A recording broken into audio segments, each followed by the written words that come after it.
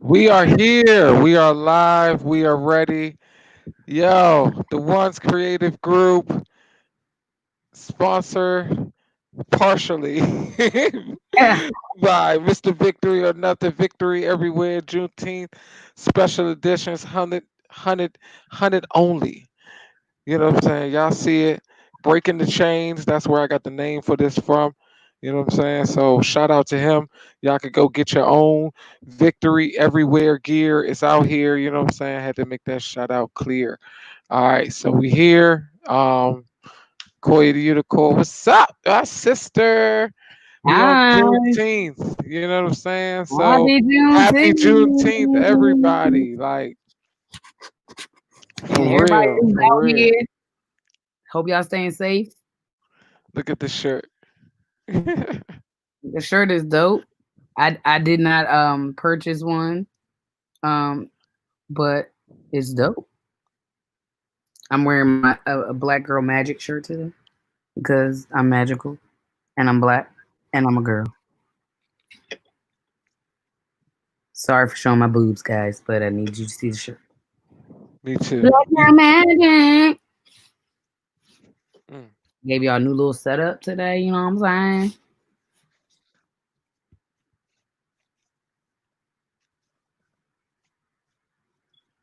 All right. Will we see your faces sometime? Okay, great. Sorry, had something in my eye. I had to. Mm, Woo. get the booger juice up. It's, Booger it's, juice. there's nothing in there. It's nothing. Okay. All right, we on there. And I'm checking the broadcast on the other Jones too, just to make sure it's looking good. All right. Yeah, me too. Okay, okay, all right. So this is what we got rocking today. Juneteenth. A lot of people still kind of surprised by Juneteenth.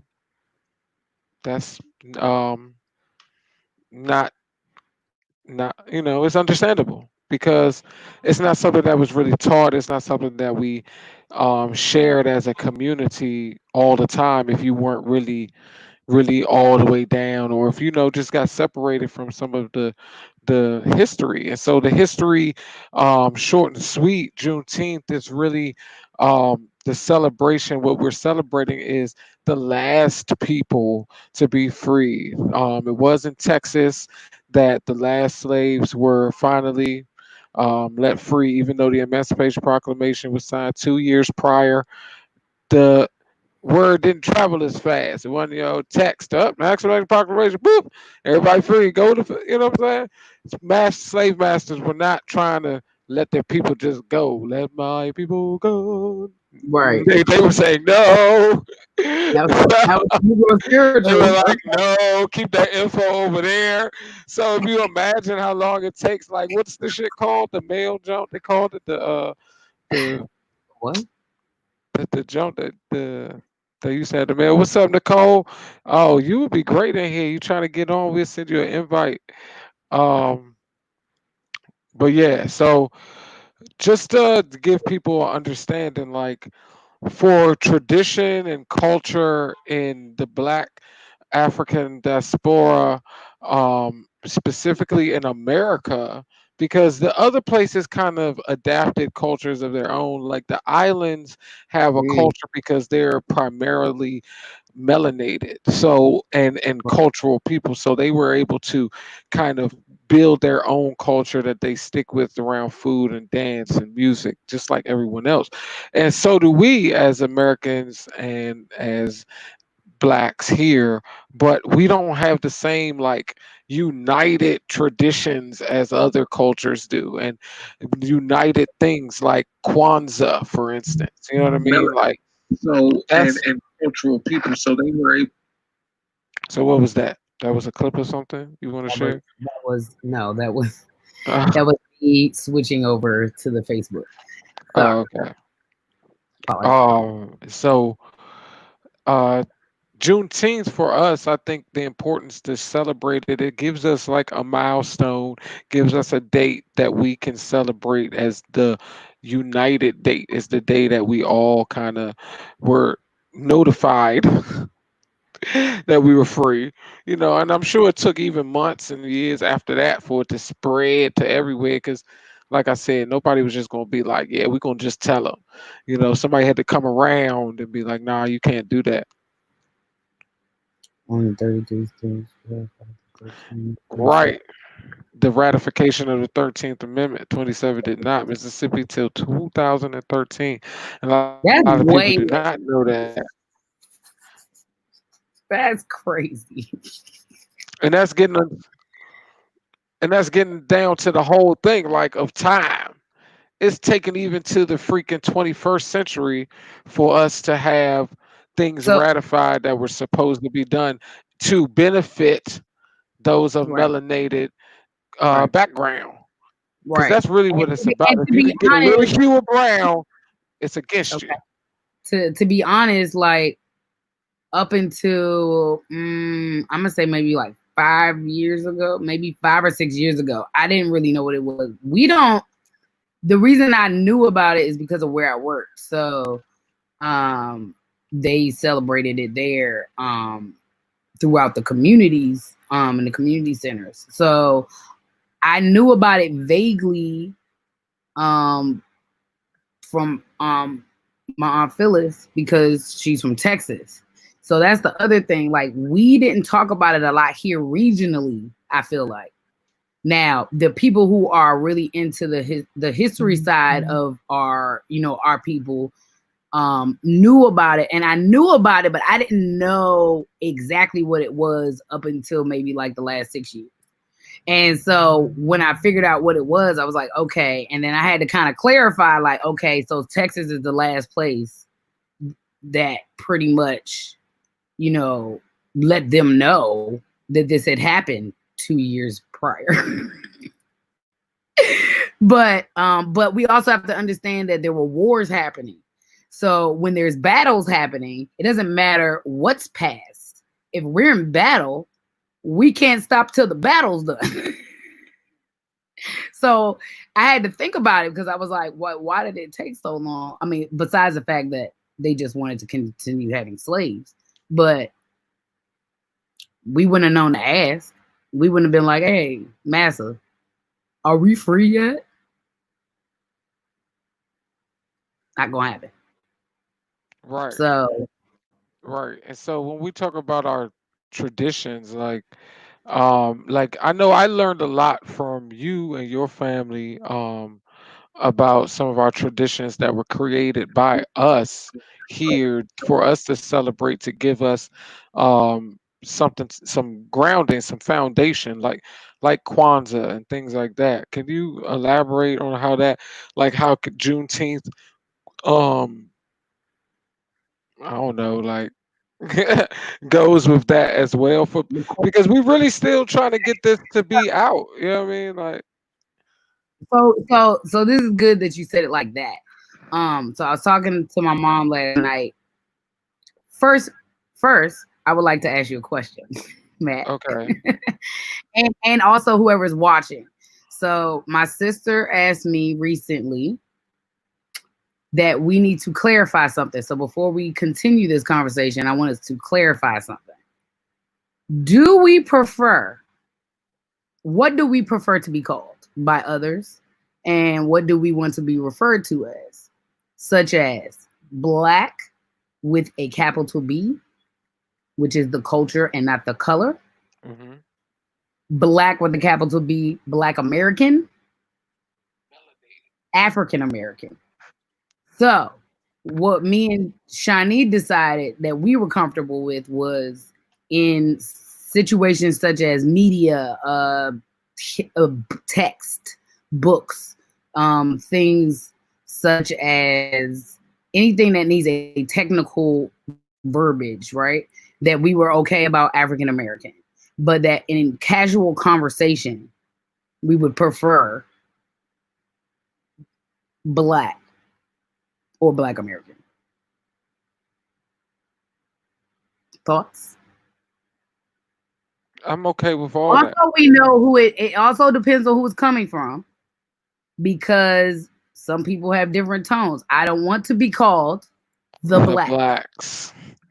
blacks, where like don't put an emphasis on this No, the word. blacks over there. See, no, we Like can't I have that. don't do that. We I'm talking can't about if have you that. in a conversation with me and I'm like, yeah, so this white girl was like this, and then this black dude was like this. Like I'm talking about casual conversation. I'm with an ally. I'm with a friend. I'm with a family member. You know, whatever. But it's really about your intentions behind it. Honestly, behind all words. Hmm. So I think if we understand that, I don't know. It's hard because I think that the older generation may have they may not want to. I don't know. They may not want to be called black at all. I think both should be acceptable What for are now. black For American? um, Or do we prefer African okay, if we American? calling them Even white Americans, Americans. because they say white Americans and black No, they Americans. say Americans.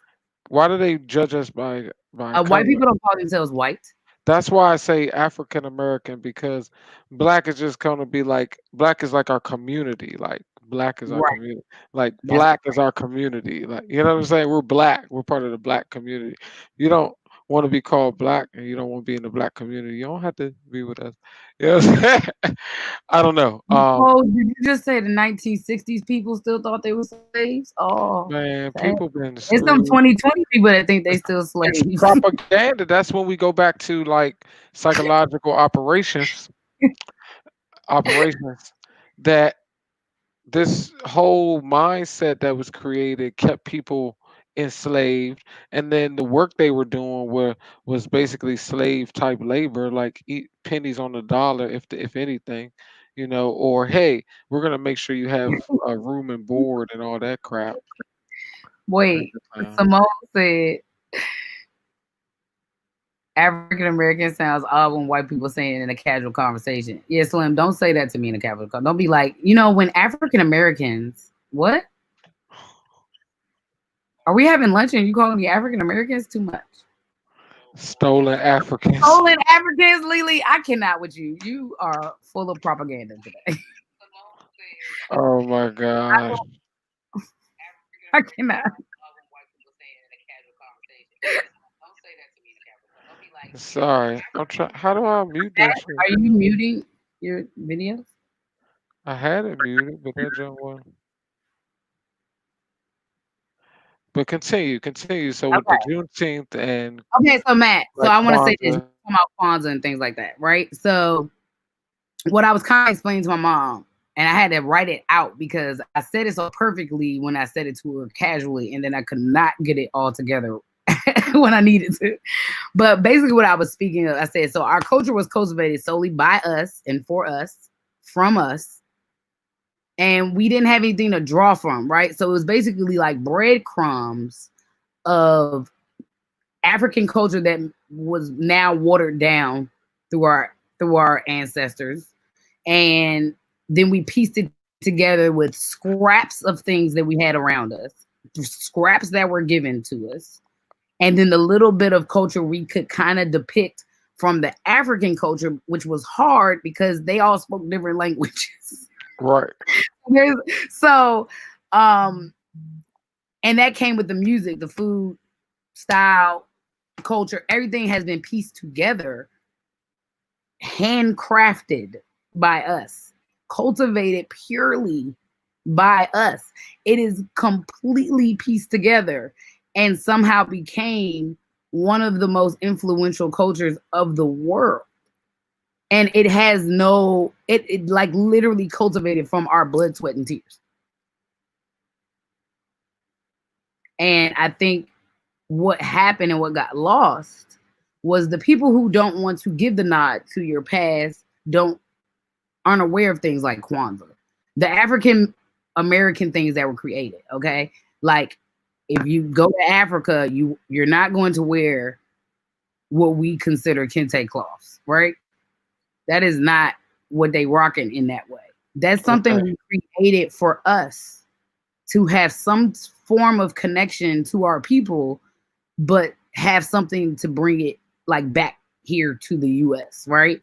So things like Kwanzaa, things like our flag, lift every voice and sing, all these things soul food, created hip hop, jazz, created to formulate who we are as a people. But what happened is some people got lost in it, and they weren't educated because it wasn't in the white curriculum.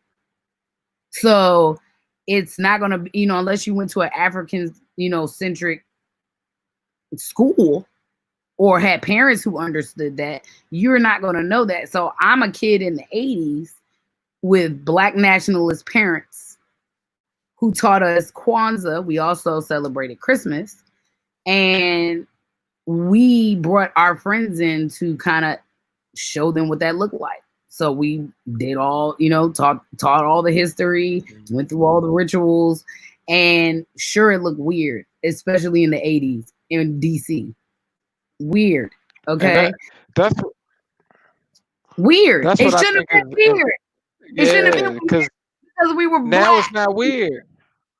but it was weird. Yeah. eh, Like mommy said, the great connection of what we created to bind us together. Yeah. That's what it is. Like Juneteenth, it's a day is a celebratory day to bind us together. We should be educating about these things you're speaking of that bind us together because we need all of this for the black Nicole, community. great. Nicole, I think, said, I want to go back to that. Afro American and like Afro Latina. I'm Um, okay with any of that. I'm not opposed to I'm anything not that is opposed not to it, disrespectful. You know but what I how mean? did I don't we get like to the colored. Afro That's part? not. We're not doing colored, How did even we though get it's to the more Afro? accurate. Even though Hello. colored is more accurate. Yeah, the Afro part. I don't know how we got to that part. It's just a short. Like, where I did think that? that's a Westerner thing. Afro. I think like adding Afro. I think that's a Western world Well, that's addition why I'm of some asking. sort. That's I don't know. We need I got somebody might know. Um First of all, hello everybody who's in here right now. Black is fine with me though. Okay, what's wait. up? What's up? Hey, Jewel. I remember going to my house. Yeah, I mean, it felt odd, and it shouldn't have felt odd. But I had to explain myself a lot, and then me and my siblings have Swahili names, so I have a odd upbringing. It's different. It's unique to Right. me, but that is what we do, though. You see what I'm saying? Like that is still a part of it. It's that we're always piecing it together. So yeah, Like they're way Shanice says, great our Kwanzaa. traditions are to unite our African heritage and our nationality. Who called you colored? R- Right. And I agree. I don't want to. Who called? Who called? Who called you Um. colored? In the past year? Was it an old person? Were they old? That's what I want to know. That's what I want to know. Everybody want to know who called you colored. We getting jumped. I feel like everybody just responded at the exact same time. Well, she know. You know, Dad, she deals with people with weren't that's not all America. together. She deal Hold with on, people that's not all together. So that in her refer line of to work people as a who aren't psychologist. from America, but they are indeed black from African descent. But how we get to Afro and not like African Latina, I think it's just a pseudonym but it's Afro, like in the a hair. way. Like that's what I'm saying. It's a way like of describing a A type. climate. Did you Afro. just I miss would that? say any person who is perceived as black. We are all from Oh, everywhere. they were from Iran. No, black and I Kwanzaa. agree. That's why I think it's important that we really keep these discussions about the We are all traditions from everywhere. being per, So it all purposefully pieced together. followed. See the fact that we have to have this conversation about what we want to be called. It just ties back into the fact that we had to piece it all together. Hmm. Because we don't even know what we want to be called. We just named 80 different. 2020. So that may be where we need to start piecing our culture together. We need to be very clear about what we want to be called and what we want other people who are connected to our people to be called too. I think that needs to be like a conversation because I came upon a From native Iran. natives for Black Lives Matter, basically. And there were some natives on there speaking about that there are some Black natives as well. Um, and I thought that was an interesting conversation. I didn't even know they had a page, so I just stumbled across this page, and I was like, "Oh, okay." So they're having conversations about it. So I think there's multiple people. Jesse Jackson announced we wanted to be called African American. Right. Right, because he old. So no, it's just like some people came up to a consensus in their group and was like, "We'll take this," and that's what it was. And so, like Shawnee is talking about, Kwanzaa starts with helping us get back to who we are. That is that's the key, and I think having days like this, like Juneteenth, really being something that people see, because now we got the platforms to put out all the information about it. Right, So you don't right. have to say you don't know. If we And that's didn't also celebrate it why Kwanzaa before, was it's based, okay to celebrate it now. You know like what I mean? Kwanzaa wasn't based on standards, rules, things like that. It was based on principles. It was based on community. So it's really what religion should be outlined like. Principles are are so much more to me easier to kind of relate to than the idea of like holding yourself up to like rules and standards instead of like principles. Like that's understanding your core. Those are your core beliefs. The things that you really stand on, your foundation. Like that is what's important. That is why I've always loved Kwanzaa and the breakdown of what all those things mean. Like it really could be the basis of building any community, pretty much. And we're the only community who has had a harder time being able to uplift each other and help each other and support each other. It's always this like crabs in a barrel mentality instead of like other cultures outside of, I would say, white culture. I don't know, some European cultures are like that. But they work together. They build together. They don't necessarily even move out their family's homes. They bring people in the family homes.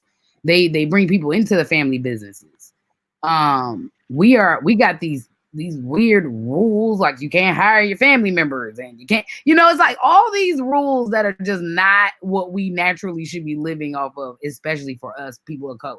That's not how we operate. We don't operate well apart at all. Doesn't go well. And they want us apart. So they have things like nepotism. Shawnee, would you like to get into the broadcast? Can I send her an invite? I don't care. Is she available? I don't know. I'm trying to ask. Or Nicole or Mommy. We One, willing to take a guest to talk. yeah, we get Because it. I really think that we need to get more perspectives and more answers on. So so Just what I like would Mommy say, said, they had to build our culture. That's what she was talking about. Like that's her right. generation. Right. Wait a minute. This is free flowing, man. We don't have no topic sheet here. It's no producers like y'all need to do this. You know what I'm saying? We just doing the stuff we talk about on a regular basis with each other. Um, Yeah, we want to be. because yeah, how we kind of even came upon this was I was actually really just thinking about our overall culture and how we have gotten to a place where it's been appropriated and misused and evolved and um it's so different now than when we were growing up. It's changed a lot, and I will say some of it has gotten lost a little bit. I mean, or rearranged. But I think we have to be careful about. We have to pass that information down. I don't think maybe I think our generation didn't do as well. We're trying to bridge that gap now because there seems to be a little bit of disconnect with some of the culture. I think that I think we're kind of too far from it now, and now we're having to kind of teach the younger generation more of it, which is why they're kind of into the throwback stuff. Like they're into the '90s hip hop, and they're into, that's kind of how they got there. And I think we need to make sure we continue that so that we can have some cohesiveness with what with what we have built. I Hold sent on. Shani an invite. Okay, I'm trying You to catch up. dodging your kids. How you doing? What's going on, Steve? You got a great perspective on this too of our culture and just understanding it because you were Bear with part us, of guys. building that as I'm trying to. well. Uh, do you have anything to add to I'm help us dodging. out here? Because we're really talking about uh, why celebrating things like Juneteenth are important, why we need to spread more knowledge about Kwanzaa, etc.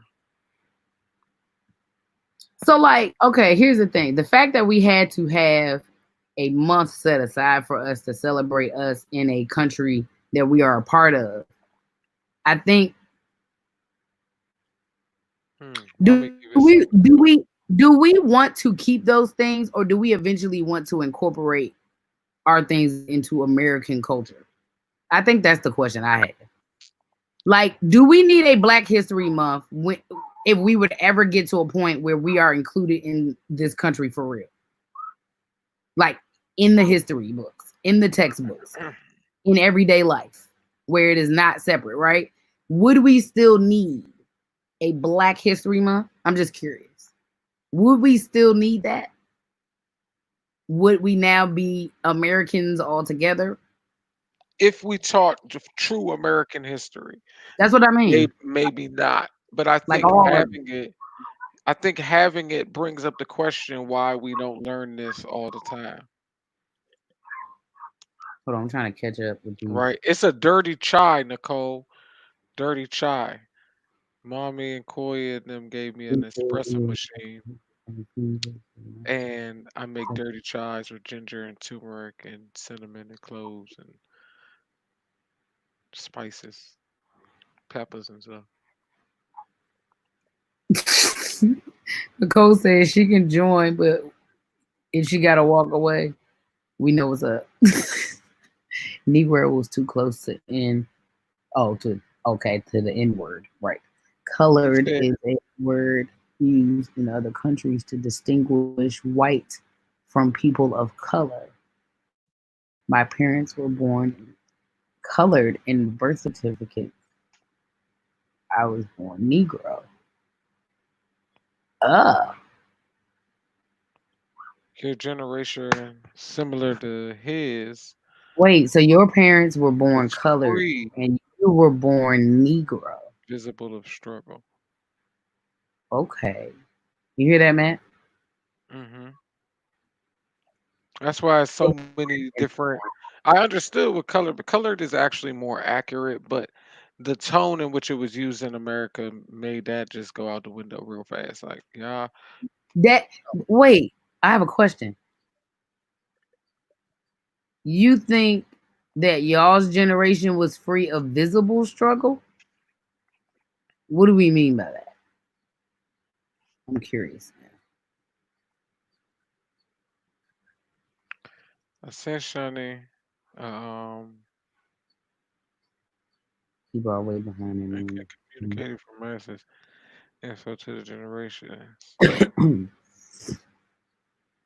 I'm trying to Um, comments are everywhere.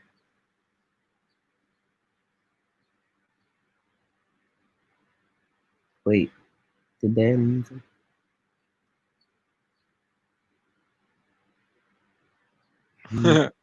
We Bluetooth are all the color. There's a lot to of questions in the Facebook that together PG our families. platform.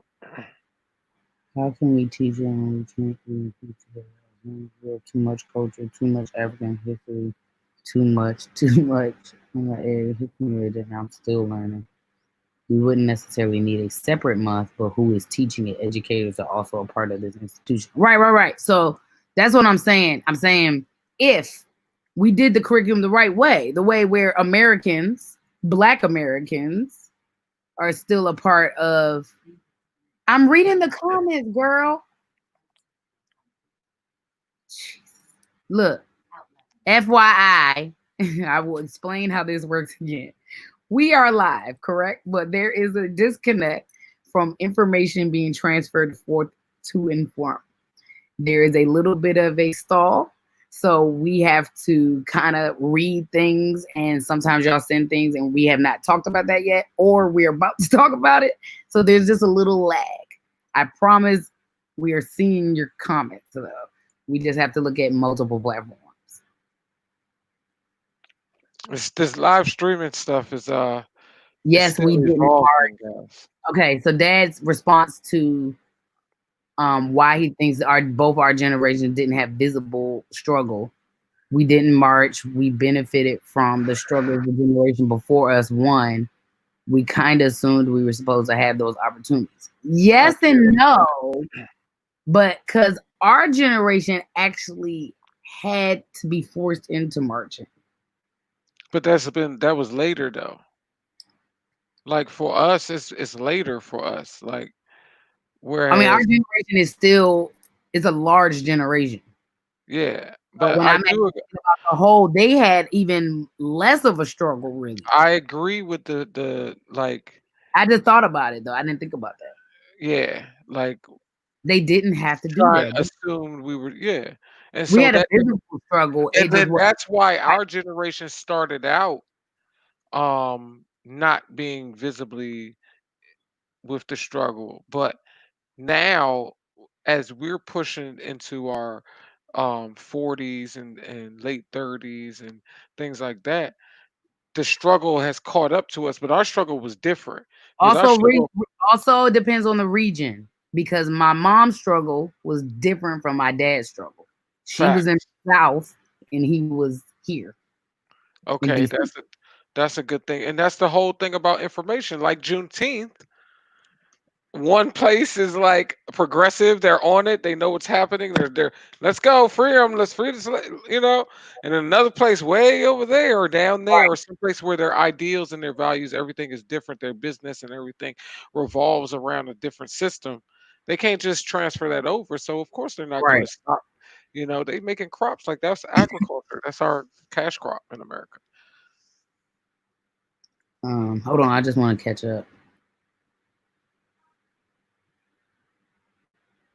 Oh, Lily said African Methodist churches used to have a Black History piece in their services every Sunday. She learned a lot of Black history in church. I don't think they do it anymore. Depends on the churches. Mm. Um, black black churches that have done that, they usually always do it. Like, and so it really depends on the church. It really depends on the church. But you're right. But I didn't learn. I don't remember any Black history at my church. But that's not a great example of Black history. I don't think Shawnee, did it you leave? Are you trying to come was, in? I it was sent the more Oh, the religion. link is in your messenger, Shawnee. It's in your messenger, Shani. So wait, I'm trying to Okay, get this. Alicia said our generation has a different struggle. The struggle is keeping the struggle at the forefront, keeping the fight. Mm, Like the jail, death, erasure of blackness and the new enslavement, jail, debt, land is our struggle. And I agree. It's like we need to celebrate Juneteenth because we need to remind ourselves that we still breaking the chains. We're still trying to break the system so that it better benefits our ourselves, our generations after us, and like everybody else. Like we can get the opportunities in America, but it still doesn't work the same. And You I know? agree. Juneteenth and Kwanzaa are the opportunities to share, to continue sharing the culture. I agree with Yeah, that. yeah. Where I feel like we need to kind of re-educate a little bit, which I've just noticed with the younger generation, is, well, Oh, she's it's here. happening. It's happening in some places, but it's not happening everywhere. But we're starting to lose it in our music a little bit. The music disconnect is I'd like to really welcome okay. the other Glaude sister, Shawnee. Hello, Hello. How does this welcome work? to There we the go. That's what I want. There welcome we to go. the shindig. We got an expert on the line. So, Doctor Doc, Shawnee Glaude Dash with the other part and her husband name at the end. Um, Suggs is over there too. But anyway, Doctor Shawnee Glaude, how you doing? We love you, family, and just give her, like. So you know what we talking about. Your father just said the oppression went from white hoods to black robes to corporate suits to blue police ooh, uniforms. ooh, Okay, the ooh. shift of the different systems. Yeah, absolutely, absolutely. When those Because the reparations blue. come in, run those edits plus additions on them textbooks. Yeah, facts. Um, well, interesting, Matthew. You introduced Shani in a very particular way, which I also feel is a part of our culture, and our history. The Our names and the things attached to our names and our family history. I think that it becomes a discussion sometimes because we try to kind of we try to preserve our own little like group family groups.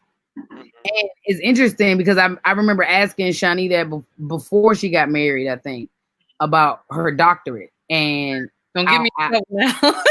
no, I'm not. No, I'm more so saying that the reason it is important to us, well, there's a whole lot of reasons. Also, there's some female reasons, but that culturally, we when you earn something under your family's name, it's like something that gets passed down through your family's roots, and it's very interesting because I've had this conversation with a lot of women in particular, who have doctorates or things like that that kind of attach to your names.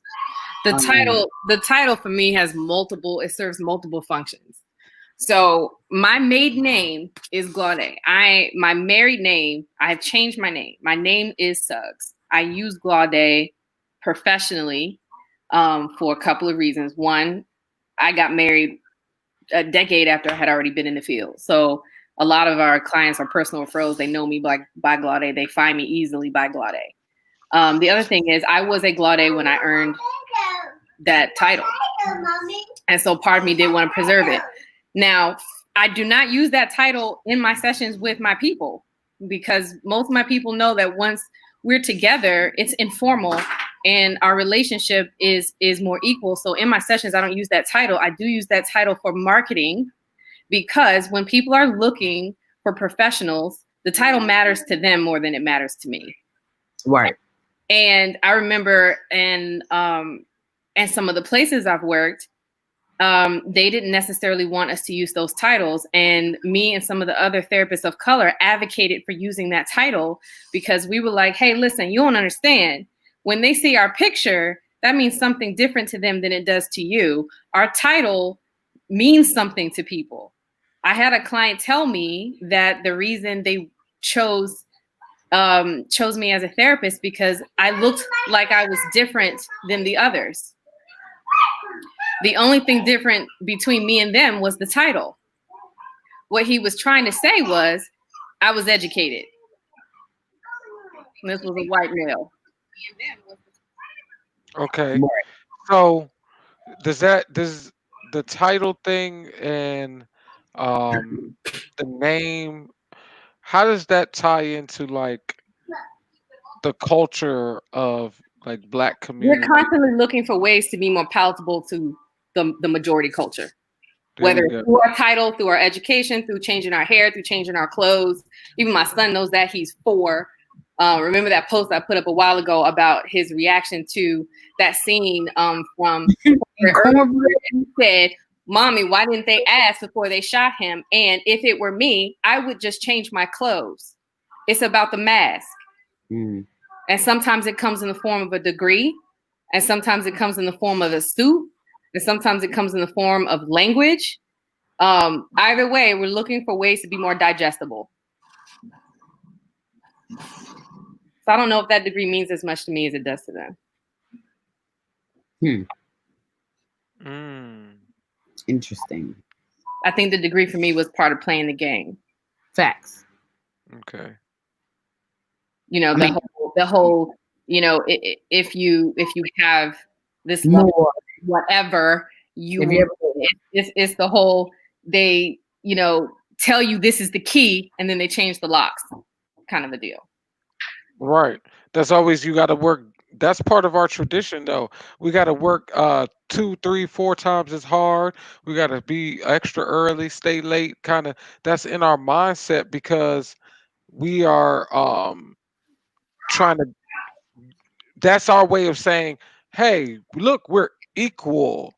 You know, even though we're doing more than, better than, above average, and they hear sometimes just average, because that's how the system has set us up. Like I deal with that a lot, and my degree is not needed for what I do, but I have to have it for me because I feel as though it validates when I tell you I can do this, because I've seen people without any credentials who are great get passed over because they're like, oh, I don't know if he really knows.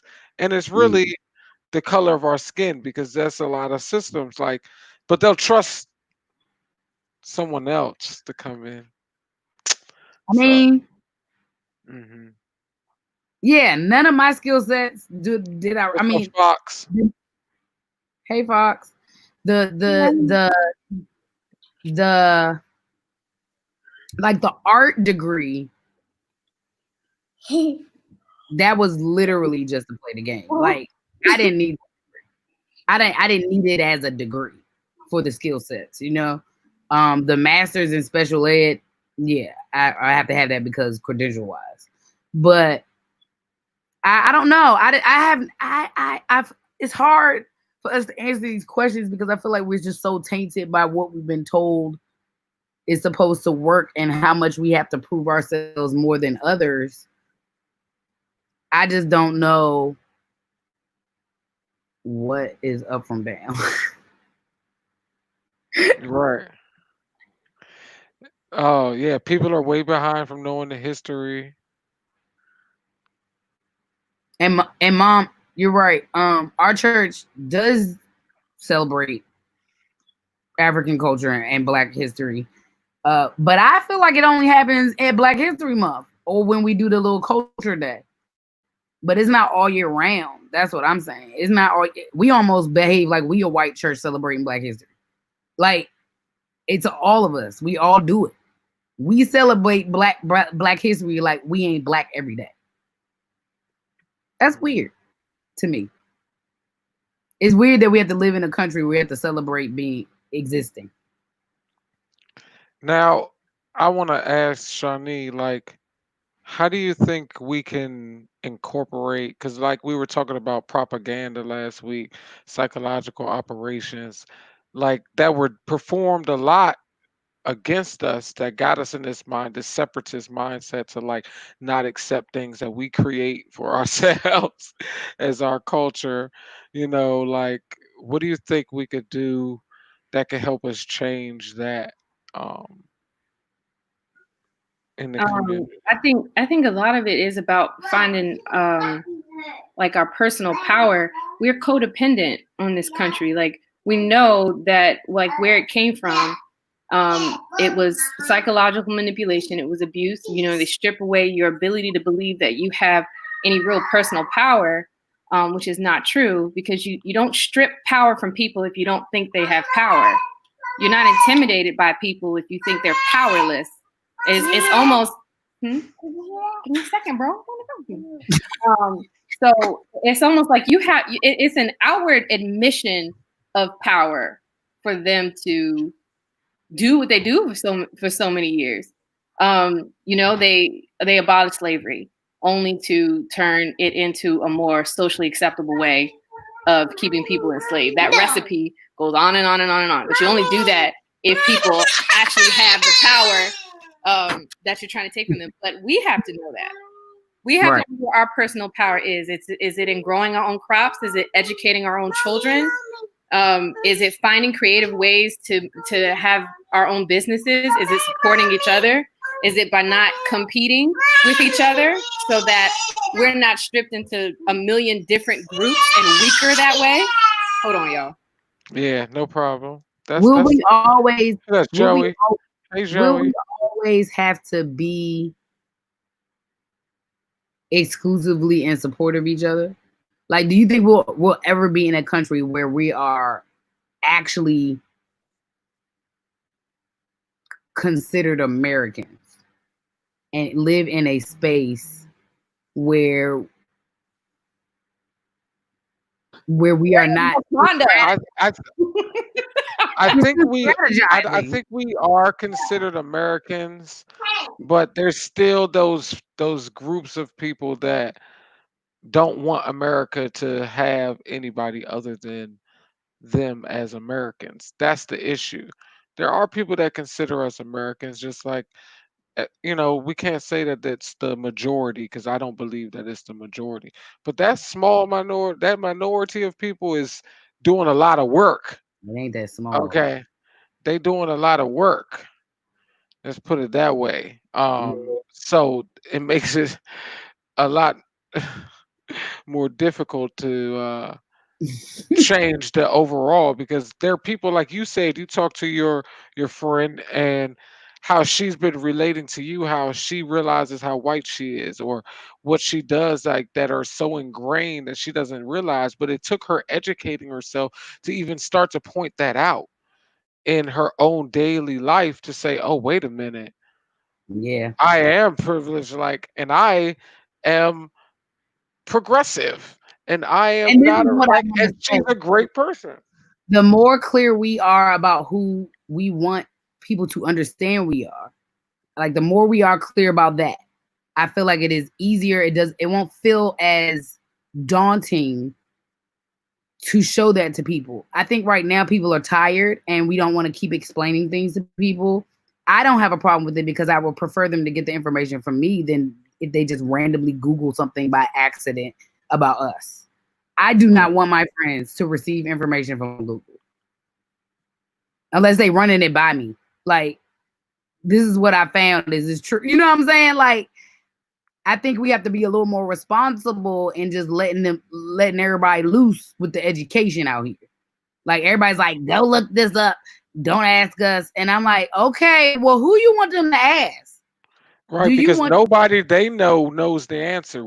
And that's what we talked about last week. We have to be in like charge of how they are educated. Right. It's unsafe. Right.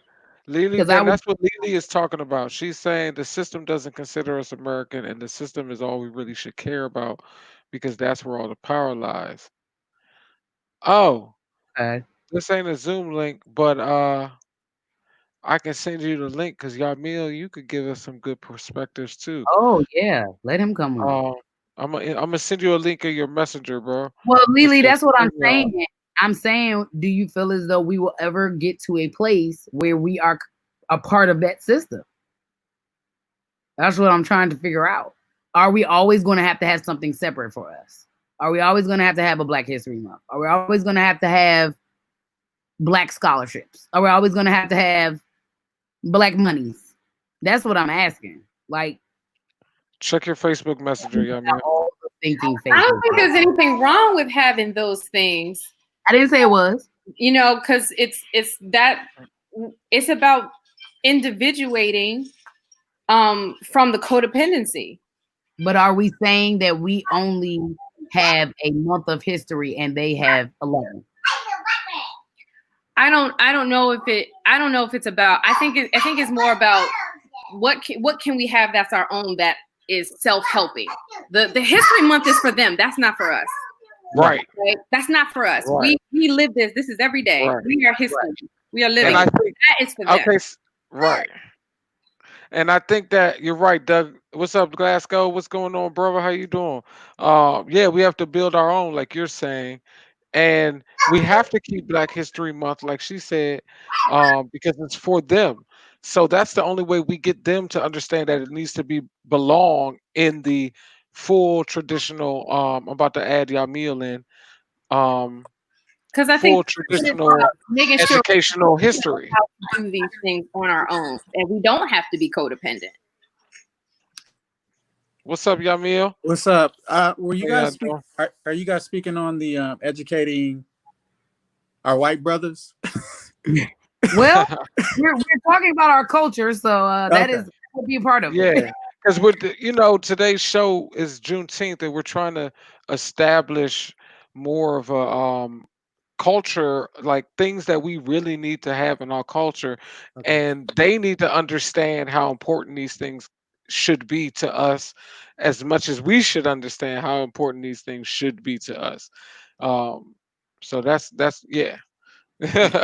No, that's cool. Cause I mean, the reason why I was asking because I just went through this course, a week course of it's called Anti-Racism 101, and it kind of just it was enlightening, and I kind of been sharing it to people, because I feel like I think that's that term anti-racism, anti-racist. I really love that term because it's kind of like we are. It's a conscious effort to call like if like in situations where you might get microaggressions or have some kind of somebody be racist towards you. What I find as is the kids coming up, they don't like. It was different for me. In my era, we would like directly address that or confront that.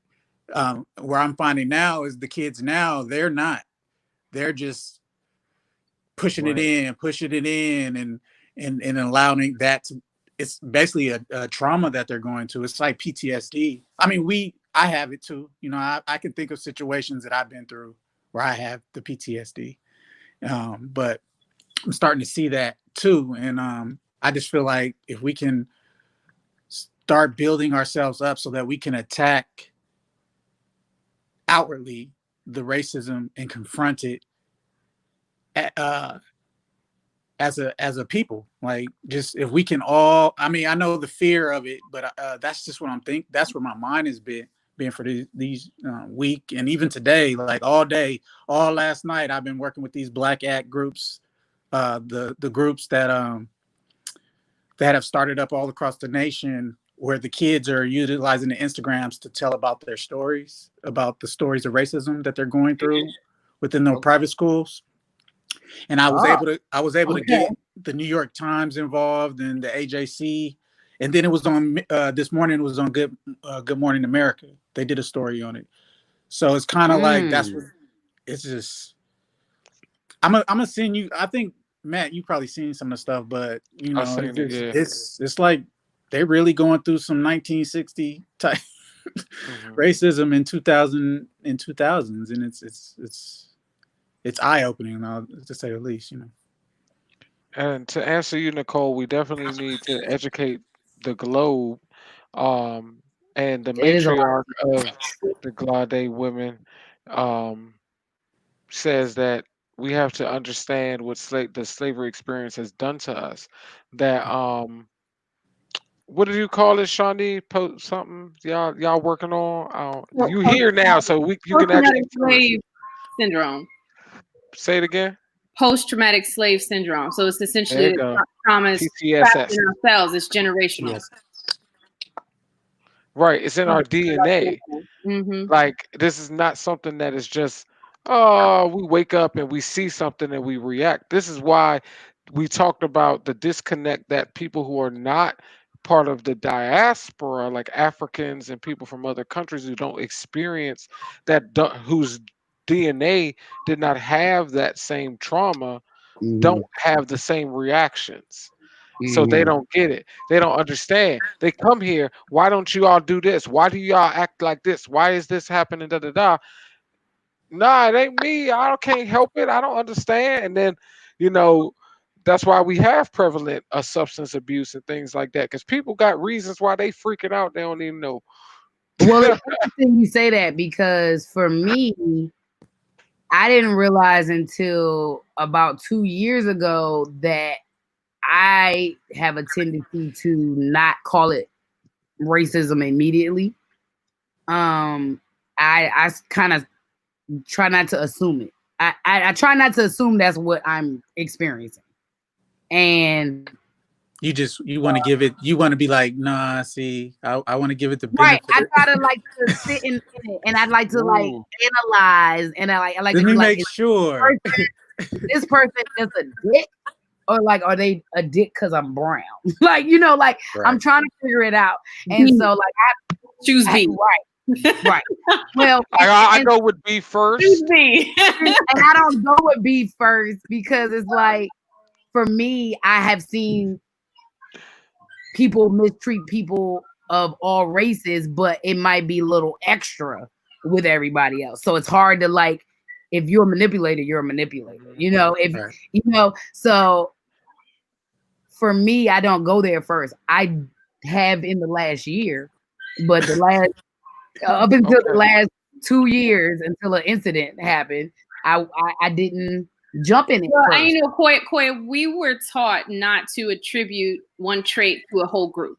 We were taught, like mom taught us that. She was like, you Right, got to assess each individual as a different individual. It's right. just like over time that lens starts to change, and you're like, no, that's what I thought it was. No, it is what I think it is. Like I'm the sister that's like, no, she loves everybody. She's great. Shani's like, she's racist, Koya. And I'm like, I don't know. So, one of our viewers says, Douglas Glasgow says he had a convo with his 91-year-old granddad the other day, and he said, this is unlike anything we did in the civil rights movement. This is power in a way that may lead to bloodshed. The question is this generation ready for it? This is going to spew over like nothing else I've ever seen. This is a movement. Well, That's powerful to be able to address it as Across power, as a generations. movement, Yeah. but as something that, and I talk about this. I'm ready for it. This is the part that I really have a problem with as a soldier, a protector of our people. Um, like I feel some of that too. Like we're not sitting down, like you said. The youngins are holding stuff in, you know, and so why them holding it in now? They're like, did we in a pandemic? They're like, we get out the house and we're just gonna So it's like, and it's not over. It's like it's not gonna stop now. You know, we're not gonna accept it in the same First of way. all, So these protests catapulted. This movement is a movement on so many levels. because it's been They so. got other countries have catapulted and they are literally now fighting for the oppression they're dealing with. That connect but don't connect. Because it's going to be different everywhere you are, but it's still that same idea of control and oppression. Part And it's of so the power, part of the power that we have now is like this accessibility to information and to get the word across really, really quickly. Like Instantaneously. that's different than what the generations before us had. And I think it is an overwhelming power. And I don't know if we're ready for the old school to meet the new school. You know what I mean? Also our grandfather who arranged for right there sitting, you go. taught those kids, listen, somebody's gonna throw a bottle at your head. Somebody's gonna spit on you. Somebody's gonna call you something crazy. And you need to sit and you need to calm your nervous system down. That So ain't gonna fly now. it might not fly, but I also don't know if we're ready for it. Well, Right. I come That's the from whole thing. my mom was a Black Panther, so that was a whole Oh, nother okay. mindset. okay. Right? So I'm Okay. here.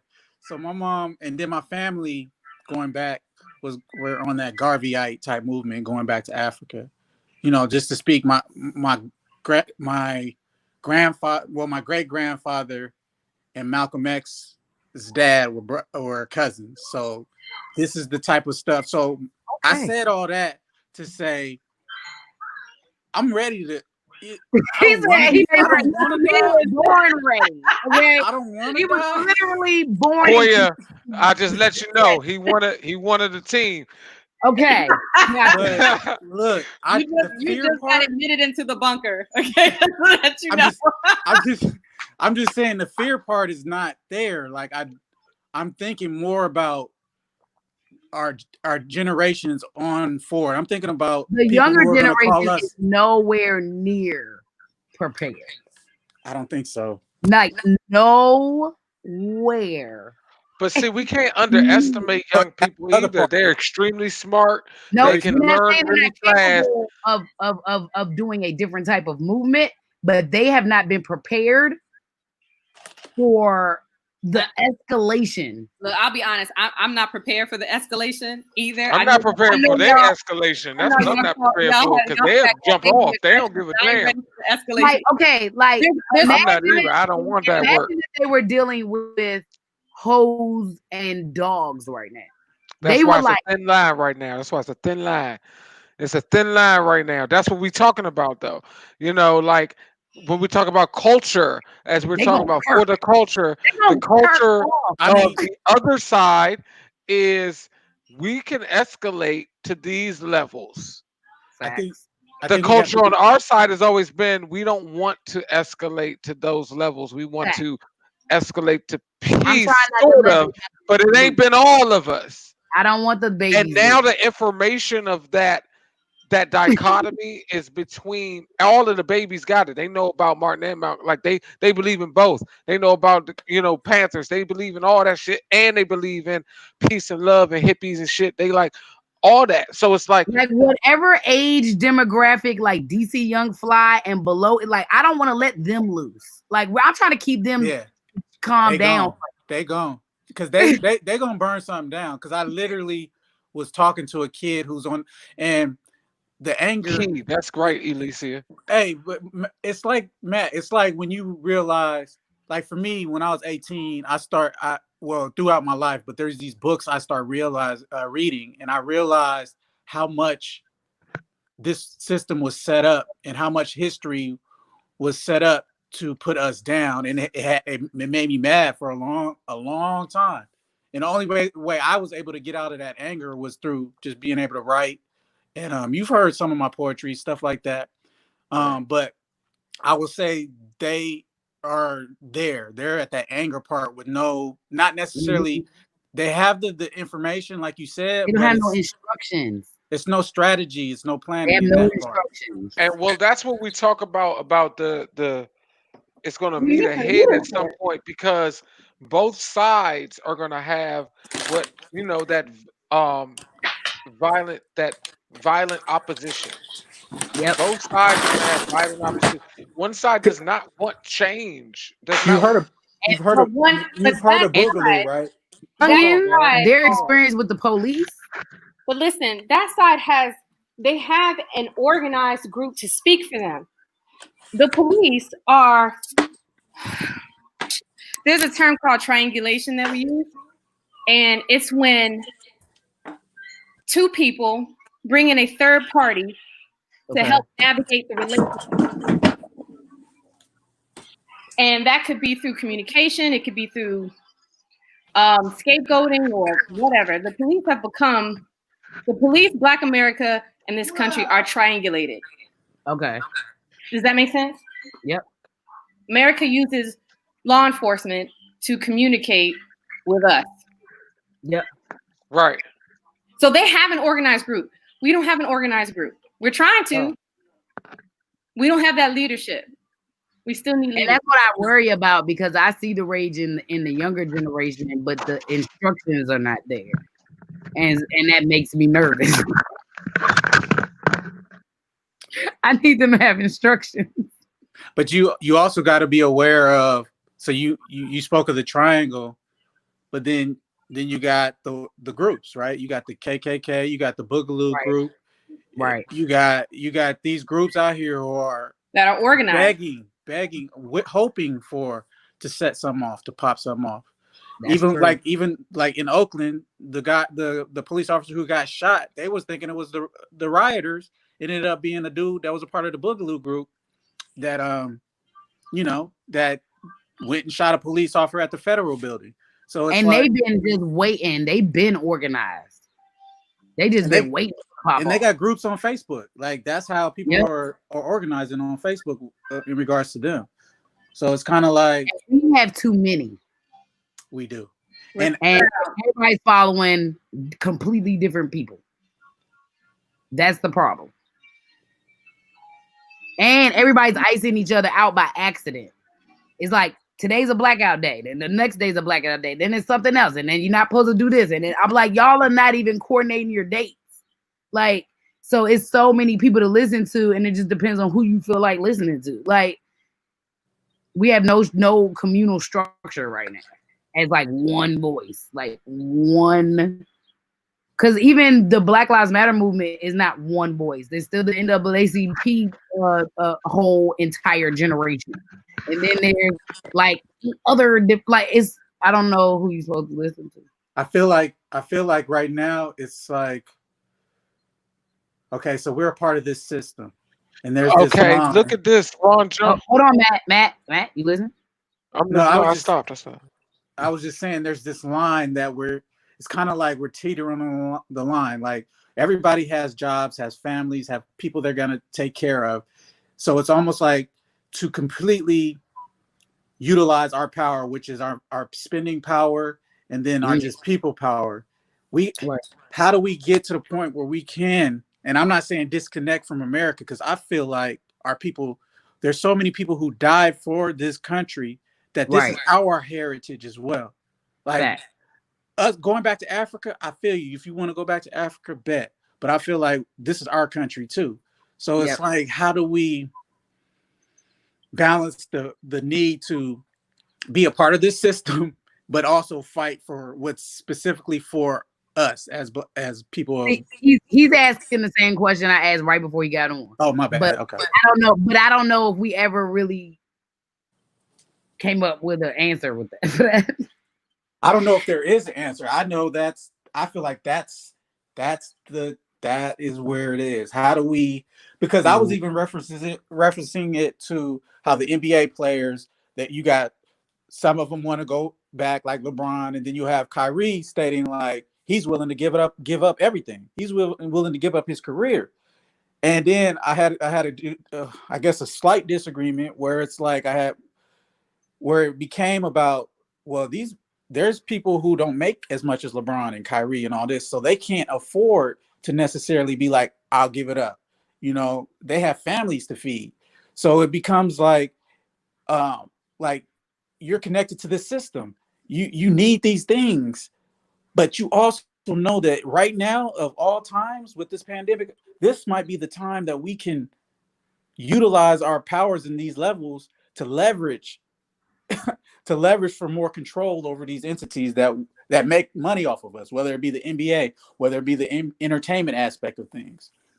So that's just, I don't know, that's been the constant. Okay, so here's my question. Go ahead. My question is this, like, because we're really talking about, we're really trying to get on one accord. We do kind of need some like centralized voices at this point. But like in my mind, I'm sitting here really thinking, like, I'm having a whole thought process over here. Like, okay, great example. Here's a small example. Who's one person in our culture who has some type of influence who could have said, hey, black people, put your mask on. Coronavirus is killing us. Like, don't go outside. And we would have listened. Like, who's the one person? Or would it have to be a person for every single demographic?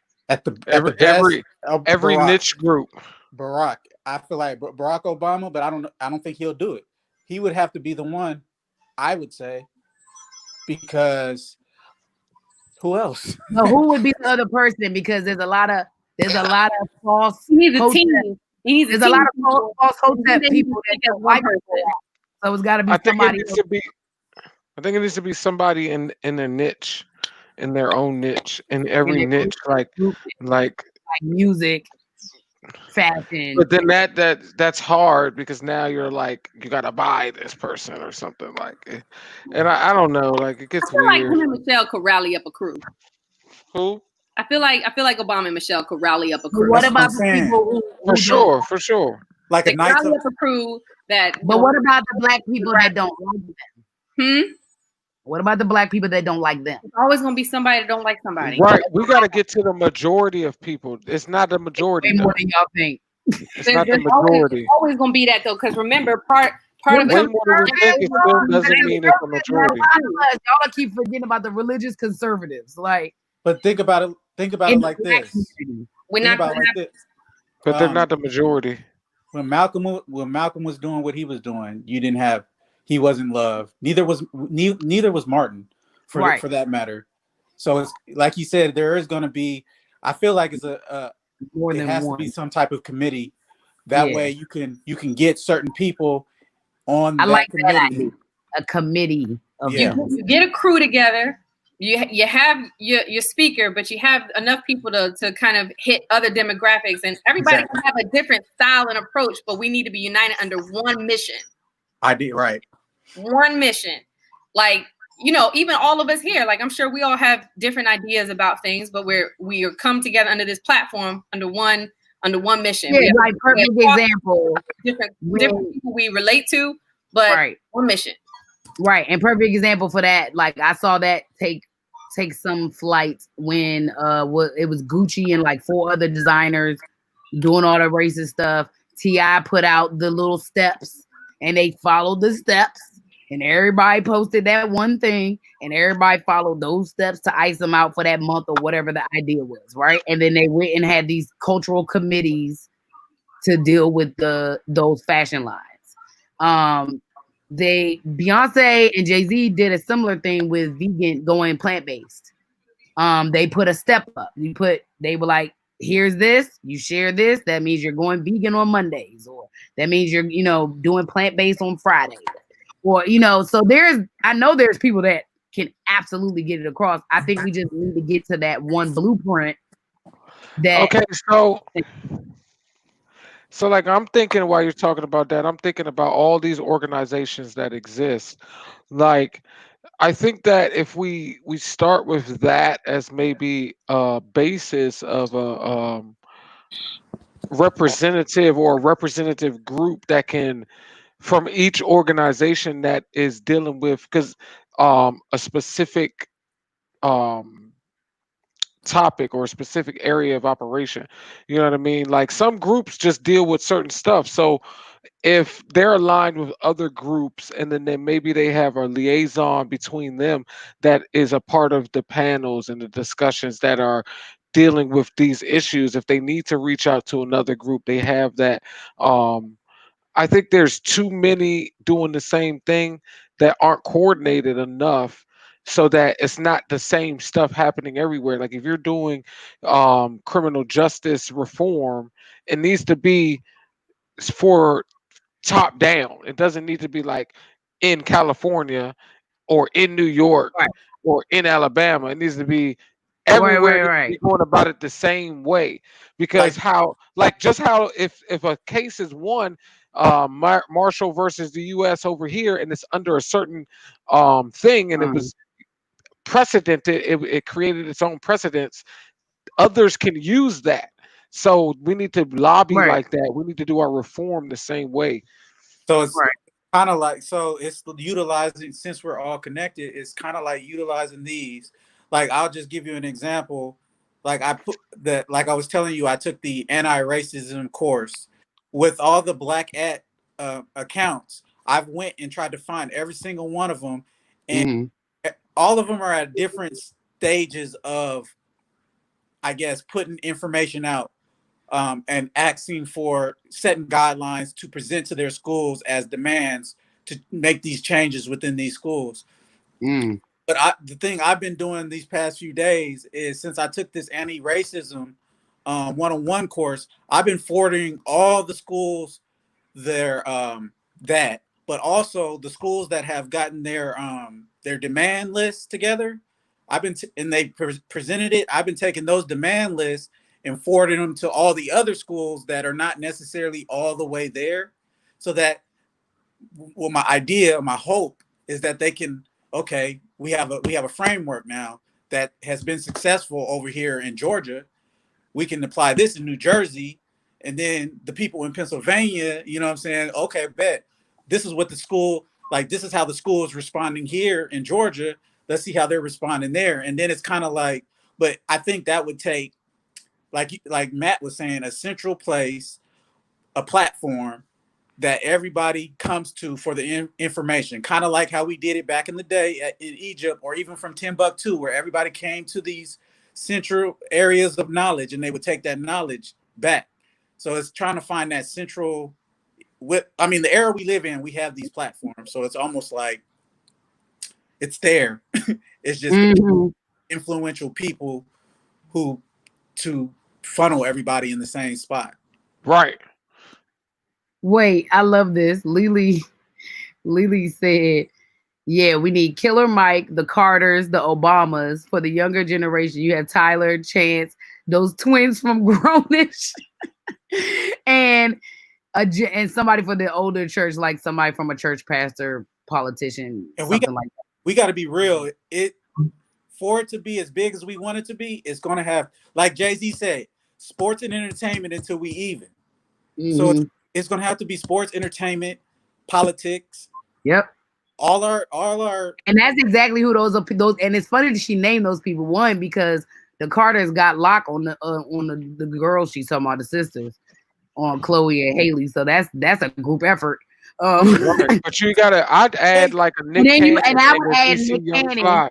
And then athletes, because there's a lot of athletes and ex-athletes like Kaepernick and all these other people like that are in these different circles, because the athletes been doing it, right? And now they're the commissioner and all them are saying, okay, yeah, y'all were right. Like, so that's what's happening also. So now people are, I think that with Nick Cannon has a great funneling, they don't want to do a lot of work because they don't get paid to do all that work. All these organizations, they got it going on, but they will when they post they thing about Juneteenth or whatever, hashtag everyone's united.org or whatever. Boom, boom. Send everybody there. Hashtag boom, boom, boom. Now I'm promoting that again. So, Lily, can we get on it, please? What? Right, and that's what I think that she's talking about a script as well, like the type of the way the language is comes out, the mark. Now that's Koya's thing, like making sure that it just reaches everyone, even the others. I would definitely talk to my mom about that, because I gave a brief history of me and my family, but my mom was heavily involved in civil rights in Asheville when she was young because of my grandfather. My grandfather taught people how to do sit-ins and things like that. So scripts you have to have play-by-plays. You have to have that. It has to be real plans. Like they practiced that stuff before they did it. They practiced even for me when you each other's faces. They threw drinks on each other. They did all of that so you could be prepared mentally, just like these, what may happen. Like all these network marketing businesses and people calling me and doing stuff even today, like they got business opportunities. I think that even in that type of mindset, that if they're promoting something and they have a system and a script, the people in our culture in that mindset need to be like, this is for us to create unity and build our community. So if we're going to do this, we have to do this. That makes that work better. The reality of it is we've already been accustomed to having a script anyway. That's how we survived. So we just need to rewrite that script. Instead of it being about survival, it needs to be about how we communicate what we need. And I really believe like the scripts can go for different things. Like they could really be like, instead of how we prep each other to have a script for the police, we prepping each other for a job script, for a pitch, for even responses to what people say to your face. Like you need a script for that.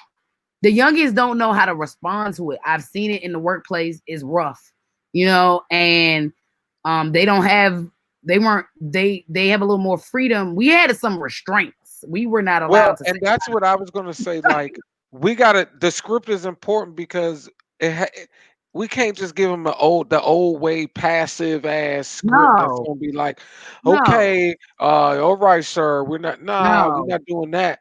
But it's got to no. be something that like draws the line and lets them stand their ground, but also keeps the keeps a professionalism. So it's Because like even with the youngins that I are am mad, not to mess up my career because of you.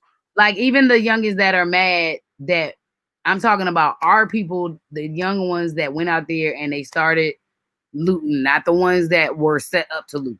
You know, there are some of them that are out there that are just really angry, and if they understood one, we can play this a little differently. Like we get why this is happening, but we can play it a little different. You know, you can still get that rage out in a different way, and we don't we got to create some systems for us to be able to get that energy and direct it, you know, in the right way. But also making sure that there has to be some type of board or team of people, of influencers that will be willing to do it, that have their hands in different places. So Lily is talking about it already exists because of social media is the easiest way. Black Lives Matter has the most traction and would even say this is the Black Lives Matter era in history and art and books. It would be True. it would behoove Use us that as to, a vehicle. yeah, the umbrella. Um, but Everything. I don't think that you can I don't think that's gonna I think there's gonna be a Limit. point where that's not gonna work for the It's gonna be a movement limit. anymore to just be Black Lives Matter. Well, That's to me. we're gonna have to Because at we some want move the fact that, like, for instance, all the gang violence and stuff and all that, to make it Black Lives Matter, to where it can cover, I don't, you know what I'm saying, like, to get to the point where we can be like how everybody's like we're all one race. Right.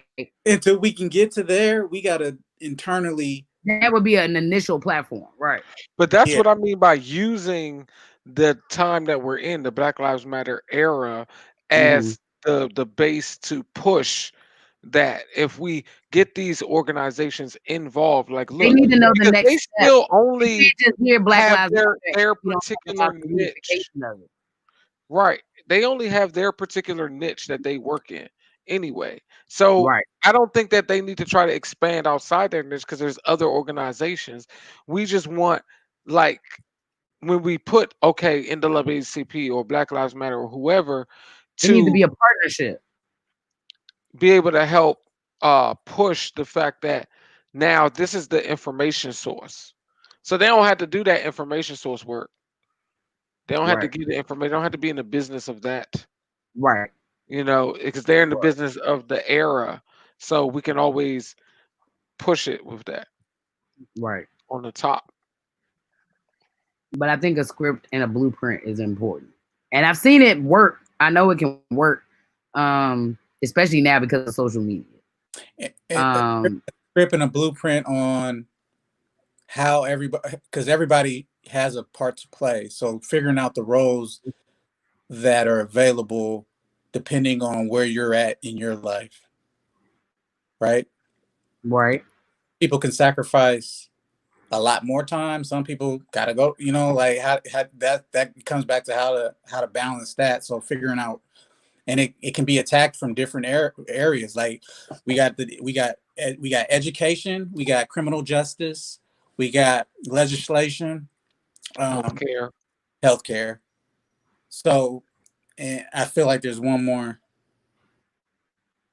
economic but development. what I'm saying is, like, understanding those different areas and figuring out, like, even the symbolism, how we're changing Uncle Ben's and Aunt Jemima, you Woo, know. people mad about that, y'all. We are ruining white people's dreams. Okay.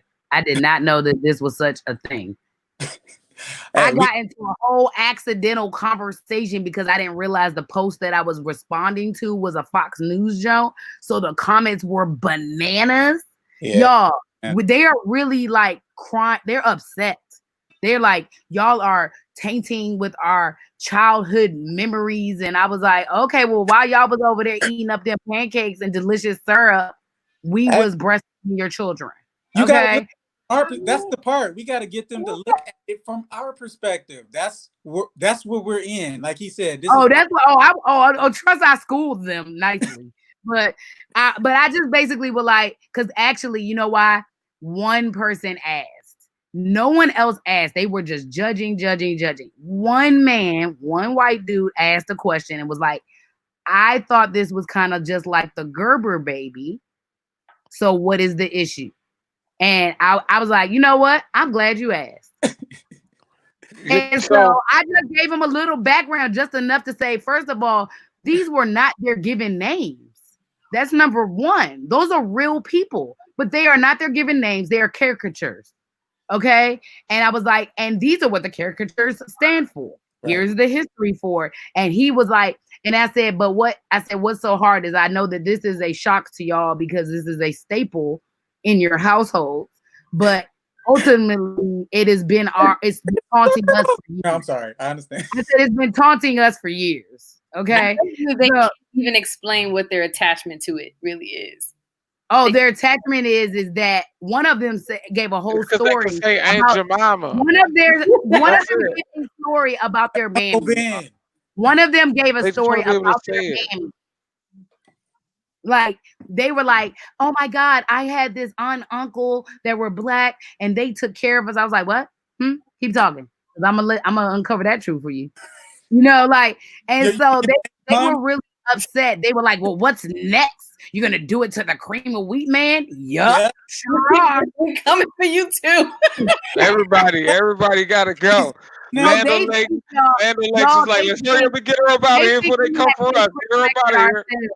Matt, they were like, we have disrespected ourselves, and now that we're not gonna have any black people on the products. So now look what you guys did. That's what I'm We don't like. want to be. We make good. our own products. We put Good. ourselves on our own shit. Good, because we don't own the company, so we don't want to be on it. If it ain't And black so the owned, white don't put dude no black people on responded it. and told me that he appreciated my response, and he said, "Thank you so much for giving me that information, and also thank you for." He said, "Thank you for showing some love." Because this is a rough commentary in here. I was like, it is definitely Well, that hostile. goes to show like what Ron Jones talking about, Yes. creating the values as in a common knowledge, because we need to make these values and common knowledge cool or famous and part of our consumerism. This needs to be Familiar part of and our shit, like trusted, right? buying things You for said our what? things. Familiar, Huh? trusted, right? So Familiar and we trust. have a way of rejecting things when they knew, and we don't trust the source, and we do all this other Familiar stuff. and And trust. so, we went to Right. the scariest thing in the world is being educated by a racist teacher. That is scary. That's one of the reasons why, Kyle and I ain't figured out where we want to live yet, because we're trying to figure out where we want our kids to go to school where we can They gotta go to homeschool. we trust. I'm not homeschooling them. You coming over? They gotta go to an African school. We gotta find an African black. Okay, because that is something I am not prepared for. But yeah, because that's where it starts. You start pouring in those messages that young, right? And Right. so you think about it. We giving our kids up to this, these institutions that pour in these messages to them, and then yikes. So, but familiar. So, like even Kwanzaa, like we've been trying to introduce that to Fox and Joel, and Fox goes, "What is this?" Because it's not mainstream to him. It's not something he sees on the TV every day. It's not something that they talk about in daycare all the time. It's not mainstream to him. So he's like, "What is this, mommy? I don't know what this is." I'm like, "I'm trying to teach you, huh?" Rang. Right. He know when he being talked about. Don't you, nephew? You do, nephew. Terrible. But I don't know. It's interesting. Like, and I didn't even mean for us to get this deep today, but it was gonna happen. It was gonna have to, because I can't help it. So Because much. I can't even do regular work right now. People be like, "Can you do a business card?" No, what? Mine ain't even in no regular work. Like Like, that's what you talking about? I feel you. I That's People right. like, This "Can is you do a logo?" irregular times. We're doing irregular work where Yeah, but we do have these platforms like that's why I kind of like this particular platform. Shout out to StreamYard again. Maybe we could get a yeah. sponsorship coming up Here's soon. Yeah. StreamYard. I like this. StreamYard because We about this of life. how easy and like how easy it was for me to send you guys an invite and you didn't need It to was download anything. You could use the true. browser on your phone, etc. Like right. those type of things make it easy. We don't know who might slide through and be like, "Let me talk." I don't have to do anything. Bam, here you go, Barack. I didn't know you were on here. Right. Whatever, you know. You need to talk That's to me. how we need to And we utilize need these to things. share it. Like we really have to get people to share these type of things with each other. We really have to work on that. And you have to make sure that you tell people what it is. Why are they watching it? You have to give people instructions at all times. When you post something, you go, watch this and then send it to Barack. Watch this, send it to Beyonce and Jay-Z. Watch this, send it to Nick Cannon. Like for real, like that's I how think you have that's to, what we add to the watch this advertising we put out is yeah, like all that. What direct it to certain people to repost. and Like you we don't need them to do nothing but go click click. Thank you. Right, Bloop. One hand. Look, just do right, like this. Oh, they keep sending it to me.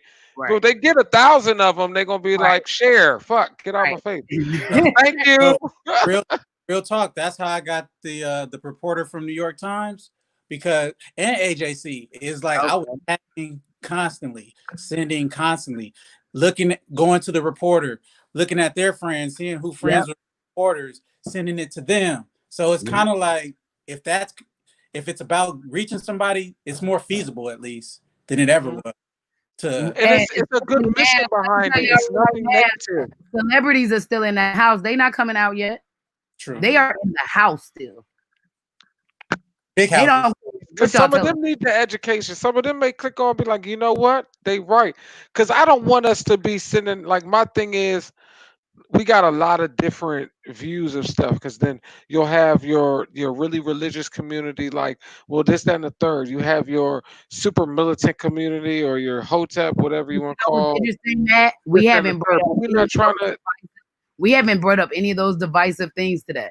Isn't that right weird? We haven't talked about none of that. because we not trying to that's not what we're doing and so I think that's what'll make it powerful to actually be able to spam that kind of information because it's positive and we're just like we just want your help to share it you know what I mean Black Right, Lives Matter share this as a way to get people off your back to get them right. to information so that you guys can focus on your mission you know And Yep.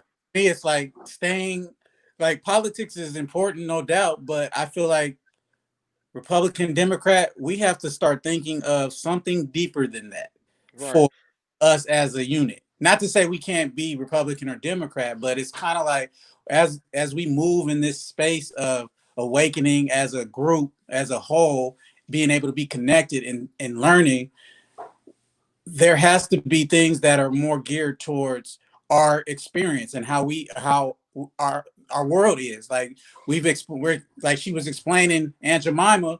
We have to get to a point to where it's like within us we have these uh I guess you could say we have this unity system system Right. system unity yeah you happiness, all those things to where we can it could be a thing to where it's more clear. Our purpose is more clear. I guess that would say we wouldn't be Mm, like you got the black Republicans, you got the right. black Democrats, you got Hoteps, like you all those Right. people blame come under one, figure out. And my hope is Black Lives Matter is that umbrella, but Black Lives Matter is going to miss some of them black Republicans. You feel me? So we're not right them under there. So it would have to, like you said, Matt, it's going to have to be something that it's transcends so all. because for us it's okay to be conservative and Republican and celebrate Juneteenth because regardless if you got a African descent, your people would for like for you to be able to be a conservative now, for you to celebrate Kwanzaa is not going against your religious Right. Christmas and whatever you Right. that your belief is. It's for Yep. us. You're right. as Yeah. people of Juneteenth this country. might be the move. If they make it a federal holiday, that's going to be a benefit because that a lot can come out of that. Because it's not spacing stuff out too. If you think about it, if we got Kwanzaa, then we have Black History Month in February. That's only a month apart. You know what I'm saying? Juneteenth is a few months apart. Then we don't add nothing. We got to add something else. Now we got to Carnival nationwide. Something. Give them a party. Like, okay, Yeah, guys, here you go. You did good for the last 6 months.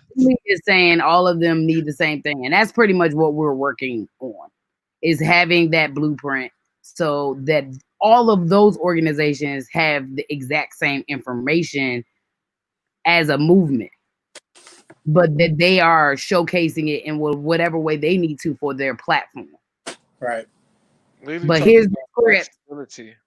and then y'all, you said what, You can go ahead. Matt? I Oh, said Lily was talking about black civility. What does she oh, mean? Like just as far as what? Introducing that in a way, being able to police each other and take care of each other, understanding that. But that comes with that that's part of a lot. but it's like like not going through those situations where we're calling each other coons and we're mad. Ooh, I'm just that's what you mean. That's what she's probably. You think that's what she's meaning by Yep. civility? The fact that Yeah. we go at each other on these issues, whether it be religion, Christian, you know, you playing to that right, Jesus. These are the things that I see how constantly. do we get past that? That's Acceptance of all, like that's what I'm saying. Like we gotta we gotta Like, how teach you have a acceptance as Stacey well. Dash and a Candace Owens walking around? Whew, oh Like boy. Stacey Dash, you was like our whole like black girl in the white movie. Like, yes, a black girl in the white movie. Like I don't even know if How she did knows you the become difference. the Like, like like now you the black girl in the white world. but think about it like this. I think it's about understanding because think about all the trauma she probably went through. Stacey Dash. Oh, absolutely. I can only imagine like First of all, we know who she is as a real person, and they had her being a caricature of a black person. right. Braids. She had to act a little hood. That wasn't even who she was. Right. So I'm sure she got. Can you act a little blacker? Can you, can you? I'm sure she had to deal with that, And that's but she went so far the other way. It was just like, oh my God. And then people keep talking about the Candace Owens joint. Like, it's hard to, there's a lot of people like that though. More than I thought that are in support of her But words. it's still a symptom. It's a Right. symptom of all of it, right? We are weaker apart than we are together. We have a couple of voices that are strong but push a different agenda, and we're influenced. So I'm not saying these people deserve the utmost compassion, but just understand that it is a symptom of the bigger problem. I mean, think about slavery. Think about all the different groups we had then. We had the folks that was willing to die to get away. We had the folks that wanted to slide under the radar because that was their idea of survival. We had your overseers, where their idea of survival was aligning with the people in power, right? Right. We have all these. It's all trauma. Everybody's trying to figure out how to survive through whatever their definition of survival is. But that separates us. Right. Right. And Shani, what was the term that you said in the mental health field that they're trying to, that is associated with our PTSD from? we talked about it earlier. No, what was the term though? The post-traumatic slave disorder. Is that's what it's called? Post-traumatic slave disorder. Yeah, PTSD, but honing in on the generational trauma that African Americans, Black Americans with a capital B, have experienced for generations. Right. That's been her phrase all day today. With a capital B. I'm black, y'all. I'm black, y'all. I'm blickety, blickety, blickety black, y'all. That is so funny. But it's so funny because like and this goes back to the beginning of the conversation, which was really just about how we piece our culture together in this amazing way where we can be in a room with each other and bust out into a song from one, from a theme to a show that we all know, or one little phrase is said that catapults a whole outburst of it's but we pieced all that together and created all of that, including the actual content. Like we created content that we also relate to. Right. And it's we hip hop it, we remix it all day, all day long. All day long. Like I was just talking to somebody about like our earlier shows, like the different worlds, the Cosby shows, the Family Matters, things like that, and how they were so quick to reboot all of these old school white shows that we grew up on that came on at the same time. They were the exact same time frame. So I was like, well, where are these shows at? Y'all got Full House up. Y'all got, all these shows is up, rocking. I didn't. You know what? I hadn't even thought about. I heard they was trying to doing Punky Brewster. That's a new Fresh one. Prince. I hear they're trying to reboot that. Okay. But you're right. You know that's Martin was supposed to happen. We lost the Cosby Show, so that's Martin not was yet. supposed to happen. Cosby Show ain't happening, but we got Black. I keep saying it. Heathcliff Huxtable still the best TV dad. I don't care. They can have a Heathcliff funeral. Huxtable. We like Huxtable. We have a funeral. Heathcliff Huxtable, okay? Have a funeral. Heathcliff Huxtable. I don't know who that other guy is, but Heathcliff Huxtable. Ever. Dr. Huxtable. The best father. Best TV dad ever, Dr. Huxtable. Thank you. Ever. They showed you how to punish your kids the right way. True. They showed you how to encourage them and not tell them they were terrible, even though she just wanted to throw all her parents' money away and go to Africa and come back and not do nothing. Like it was amazing. One Joan, they paid for all her school. She came back talking about she want to run a camping store.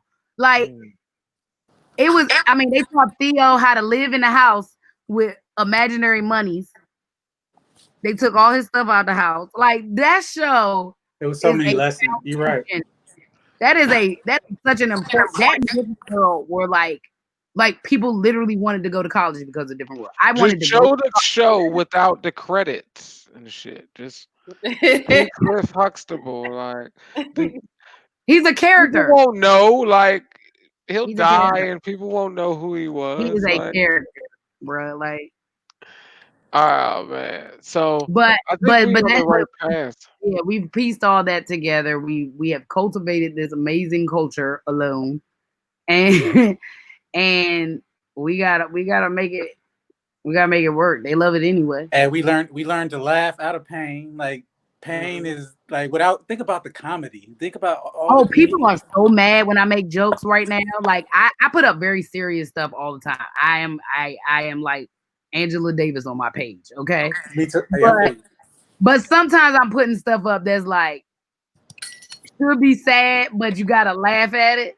Humor is definitely part of our armor. Like the protesters, the white people that burned all the ballot the mail-in applications yesterday. Like that was funny to me. Like I was like, this is hilarious. Like people like, Koya, this is terrible. Like and I'm like, no, see, it's terrible to y'all. Like, did you look at those people? We gotta laugh about this stuff. Did you look at those? I looked at them like, y'all ain't gonna make it. I ain't worried about y'all.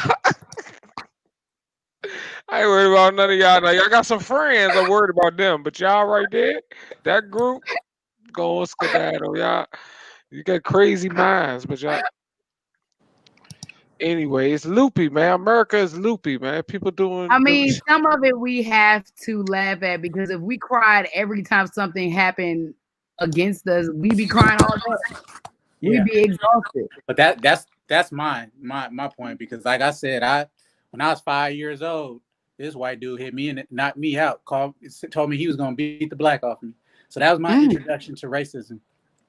So I've been through a lot of different situations to where it's like, yeah, it's like I got humor is my like she was saying, humor is that's my weapon and shield, because I use sarcasm when I'm in like sarcasm is a way to show you that you stupid, but also keep Sarcasm me is in my black people's spirit. sidekick.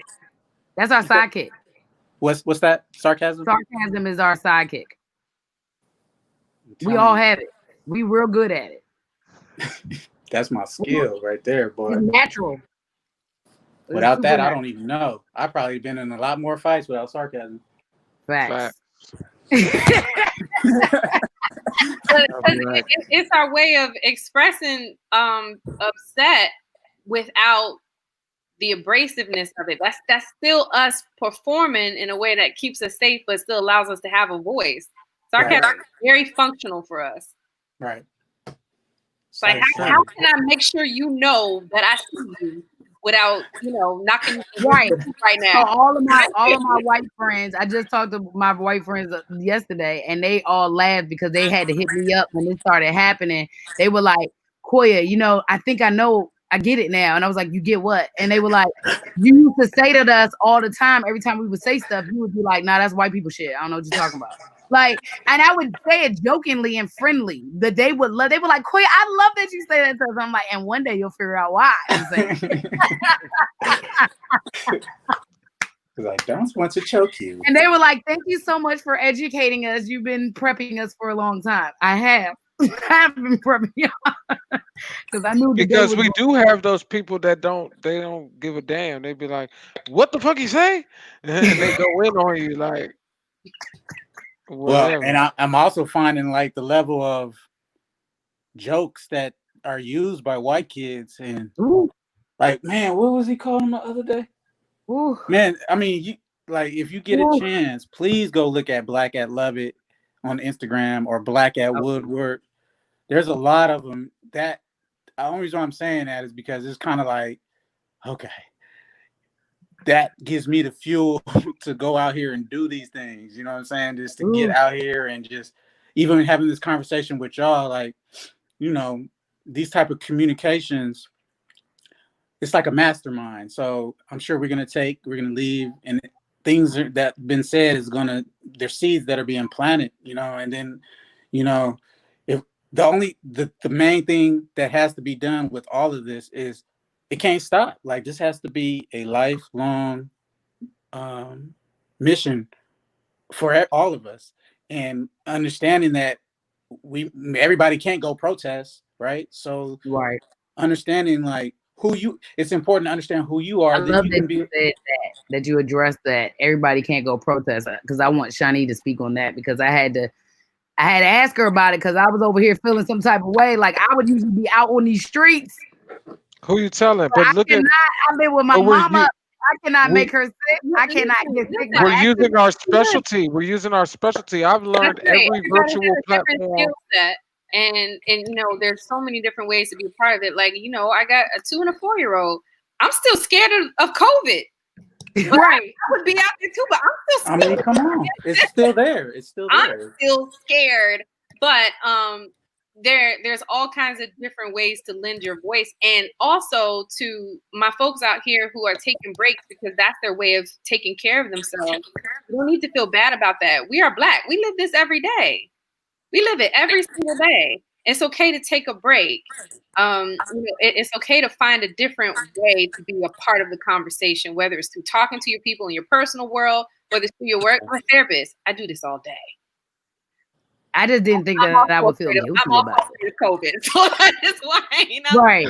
But I didn't think I would feel guilty about it though. Like, I was so shocked that I had a feeling of like guilt. Like, I was like, no, what? Listen, some people have been communicating to me too that the guilt is the fear of missing out thing. Like they want to be a part of the group. They don't want to miss out on the movement. There's no missing out on this movement. Like, right. No, you wake up, you are part of the movement. and that's been the argument. Listen, that's been the argument on many sides. That makes me feel like you think this is temporary. If you are missing out on the movement, that means that you already know people about to take their foot off the pedal. That worries me. Like, the movement should be ongoing. You will have another opportunity. and you find your voice. It could be through literature, it could be through educating somebody else, it could be through voting, it could be through just learning, Right. talking, anything. Like All this is part. It Like could this be is part through of our one business. conversation that you one have. That's conversation true. with somebody. Like, One. look at this. This is part of our business.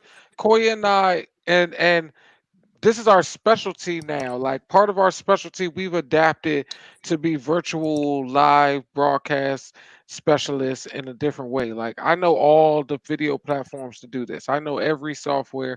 Like, and I've played with, used it, and done something on it And we ship because it. we've adapted.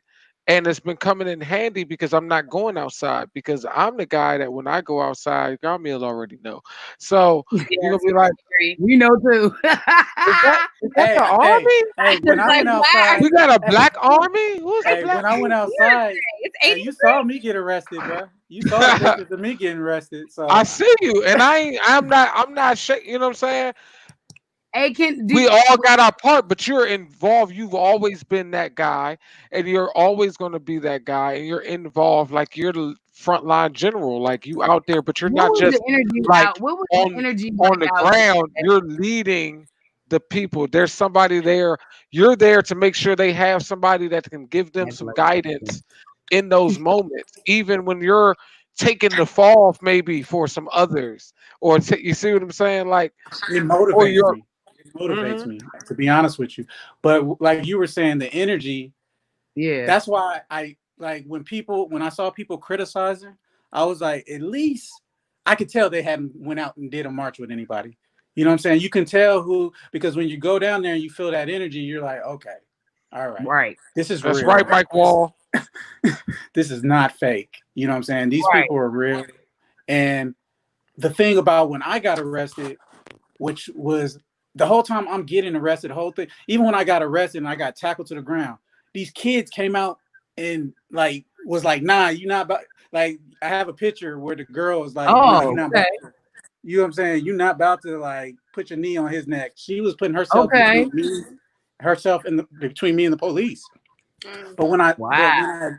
when I got arrested and I ended up seeing the footage later, I was the catalyst for them blocking the road, and they ended up blocking the road at the mansion in Georgia, the governor's mansion. They ended up blocking the road, which became news, and it was a peaceful protest. They were doing chants and and and they showed that, yeah, it all in all, it's just, to me it was like, I haven't been to a pro out since then, but I took that energy and I've been able to connect these different schools together. And so you got the Black Lives movement on the street. Now you got the Black Students Matter within the high schools, which to me I feel like that's going to make a change, right? If we can get them to start teaching, make it mandatory to teach African history, that's going to be a big tool for the future, for future generations, so we don't have to deal with all the ignorance and the white, what's the word I'm looking for, how they feel like they're superior and better because all the history that we It's all learn privilege. shows Privilege. that, Yeah. right? It teaches that, though. All the study they go through in elementary and high school shows even people like people of color, black people, that white people are looked at better than us. That's why the Uncle Bens and the Aunt Jemima, and we gonna have to get to Jesus and all the Bible characters as well. They're gonna have to be accurate. Like the color of all those things are important for this overall truth Perspective. telling that, Yeah. yeah, that we're getting to. But you know, The back to honesty. everybody Yeah. has a purpose though, and that's what we got to remember. Yeah. Right. Well, I'm just excited. Like I'm glad that we're starting to get this rolling. Koya and I talked about doing this for a long time, and part of that was there were many platforms. There's many ways to go about it. The pandemic kind of dropped us into a bowl that allowed us to evolve really fast onto certain things, and now we're able to like bring our personal conversations really out so that we can get other people Because I'm involved to tired of take talking that action. Like good now. I one can't of the talk to main people in our comments that's always watching, Alicia Lily, like she's on it, you know what I'm saying? And she's one of the people that we lean on to like try to help us on the tech side. Shawnee being family on the the Mental health psychology, side. mental health side. Like Yamil is somebody I always look at, like got the best information, especially with activism and just always being a part of change. Like when we were in student council, everything was about change, like doing things different. So I just love that we're building this. I want us to, like, we got the black men, black women show coming up. All That's right. gonna be a new Yeah. thing.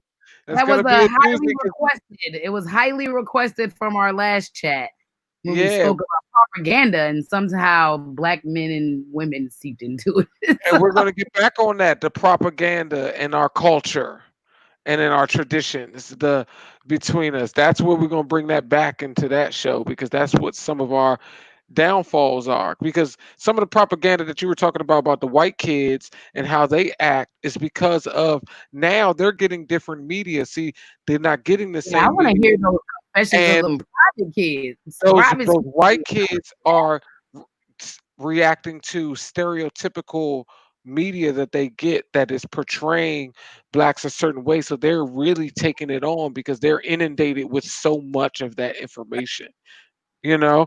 And that's important, that we got to start cutting that up, like trash that, you know what I mean. Get to the truth. i Yeah. think I think it's great. What you got, Shawnee? What you got for us? I'm tired. Any advice for people right now in this time? Aside from taking care of themselves, and whatever you pouring out, you need to pour back in. We Okay. can't we can't stay energized if we are depleted. I definitely work on that. I'm not good at that at all. I'm really Eat bad. right, eat And what right. and you know we're telling our allies not to look inward, but there's still some inward looking we need to do too. We need to be monitoring when we're perpetuating the same messages that we're rejecting, because we Mm. do that. And it's a different conversation. It shouldn't get mixed in with the conversation of our abusive relationship with this country, but it's how that relationship has now turned into internalized abuse of ourselves and each other, and we still have to clean that up if we're going to eliminate the addiction to divisiveness. We're addicted to that concept. Right. And We're that's what I think I think that's what real talk is really about with us. Is like we trying to get rid of the divisiveness. That's like Koya's biggest pet peeve. She hates shit not being I hate unified. it. And we just try to create this platform and just move forward in front of people as well. We talk about it behind closed doors, but we're trying to open up the door and the windows and say, look, this is, yeah, I'm And I with know, you. and it's frustrating for some. Like people, I frustrate people all the time because I'm always like, I don't like labels like of any kind. Like I don't care about any. I don't care what you're doing. I don't care who you hanging with. I don't care what you think. I don't really care about that part of it. Like as long as we're treating each other the right way as humans and loving one another on that level. Like when we get caught up in all these ways of thinking and religions and politics and gender and sex and I don't care because I can have a conversation with you and none of those things have to be involved in the conversation. Real. Like that's just how I think about it, and it becomes such a polarizing thing for people. It's like literally I realize there are people that are like, oh, like I want to have a conversation with this person, but I might not be able to have a conversation with this person because they're black or because they're white or because, like we have things that stop us before we even meet people, before we even open our mouths. Like is and so like I hate that we have all these like I get where the younger generation is going. Like they're just gonna confuse us with a bunch of labels so we get rid of all of them. Like that's the point. Yeah. The point is we're gonna have so many labels, we're gonna have to get rid of them. Go back, Shani back. Shani may have other thoughts. She is that a doctor that probably relies on labels internally, but No, but I agree with that. When I don't treat people by the diagnosis, I use the right, diagnosis to help me guide my decisions and treatment, but I don't use it to define them. right, Right? We just look at right. the presentation. That's it. What is it? What's bothering you? What's up? The label doesn't help them as much as it helps me. Is it important that they know, or is it more important they know the information attached to the label? I teach the information. Yeah. Sometimes the label helps because sometimes they're looking. If you're sick and you go to You the want to know what it's called, right? is like just tell me what it is. And so sometimes they need that label. It feels like a relief. It's like, okay, I'm not crazy, like this is the thing. But in other ways it people feel sick with labels. So it's categorizing the information. You just got to know your audience, and you have to be sure. Like, I can admit that I'm an anxious person. I have anxiety. I do. Right. I know where it comes from. I know what the triggers are. Yep. I take care of it. I attend to it. Pain demands to be felt. So if there are going to be pain I like points that you have, you pay attention to those pain points and you soothe it appropriately. But right now, it's so big. The whole world is in pain, and our pain is generational. So how do you even cope with the antidote to that? It's self-compassion. Self-compassion is the antidote to pain. It's not criticism. It's not judgment. It's not separation. We're social creatures. We're designed to be together, right? So when you are looking for love and belonging in a world that tells you you don't belong, how do you soothe that pain? With what? So that's why we need our own thing. That's why community is so important for us. I think I just got a tear in my eye. I was about to be like, that was deep. Oh, That's all I could do. Happy Juneteenth on that oh one. my God. Happy Juneteenth. My God. Jesus. Oh my goodness. Yeah. Ooh. Day in and I day out. mean, Laughter and Yamil, sarcasm. It was like coping skills. you got anything to leave us with? Ooh. I don't. I'm gonna let. I okay. I'll say this. It does come down to loving yourself and knowing yourself, and if we can do that, and forget when I and controlling that anger, so that we don't get so mad off of any. And I'm working at this too, right? So we don't end up cutting people out of our lives based off of these divisions that we're speaking of. Because if we go back to slavery, we know we were disconnected and sold and moved this way, understanding that that is what really dictates who we allow in our lives currently, because of the wanting the peace but not knowing how to heal within, and then seeing that pain in somebody else. So if they're angry with you, recognizing that they're not, that anger isn't something that you have to react to or take as real. You know what I'm saying? See past that anger and see the pain. Get to the pain of, see that pain and say, you know what? I see your pain. And leave it at that. Don't feel the need to have to cut somebody because they are not at the level you are at that moment. Allow have the strength within yourself to see that anger as pain and allow them the time they need to get through that. Be there, have that door open. I love that point because I want to end on that with what I want to say, because I actually had that conversation with Matthew yesterday. So what I want us to try to work on is, and when I talk about us loving each other as humans, like I really mean that. Like I mean, regardless of how we feel, what we think, and also when someone shares a concern, pain, or something they're going through, do not put them in a space where they have to prove or explain their pain. Just hear their pain, take it in, because what it feels like on the other side is we're being questioned about our pain, and now we're having to validate our pain all over again and relive through the pain all over again. So instead of us questioning whether or not it happened, whether or not it exists for any of us, we just hear each other. You hear the pain from your friend. You hear the pain from your family member. You hear the pain from the person you meet on the street, and you just have that. You have to. It's about empathy. Empathy. You don't have to have lived through it, gone through it, or understand it to see that someone is needs to be loved or heard. So that's my little end note. I appreciate Well, y'all. I love it. I Appreciate appreciate having you, Mill, here. I appreciate having Shawnee, Dr. Shawnee, on the show. Appreciate y'all, man. Yo, we're gonna get this rocking. Thank y'all for coming. I know get back to the youngins.